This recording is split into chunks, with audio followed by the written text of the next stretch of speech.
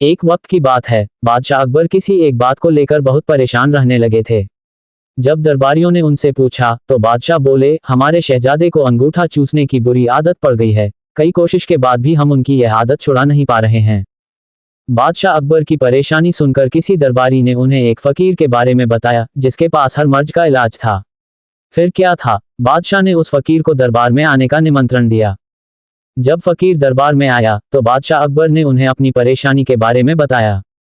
फकीर ने बादशाह की पूरी बात सुनकर परेशानी को दूर करने का वादा किया और 1 हफ्ते का समय मांगा।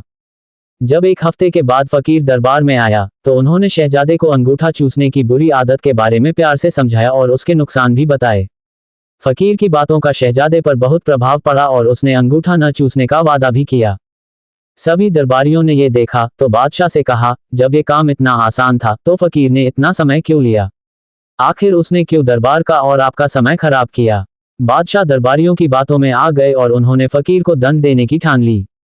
सभी दरबारी बादशाह का समर्थन कर रहे थे, लेकिन बीरबल चुपचाप था।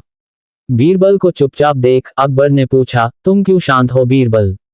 बीरबल ने कहा, जहांपनाह गुस्ताखी माफ हो, लेकिन फकीर को सजा देने के स्थान पर उन्हें सम्मानित करना चाहिए और हमें उनसे सीखना चाहिए।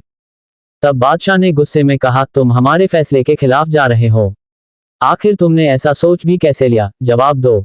तब बीरबल ने कहा, महाराज, पिछली बार जब फकीर दरबार में आए थे तो उन्हें चूना खाने की बुरी आदत थी। आपकी बातों को सुनकर उन्हें अपनी गलती का एहसास हुआ। उन्होंने पहले अपनी इस गंदी आदत को छोड़ने का फैसला लिया, फिर शहजादे की गंदी आदत छुड़ाई।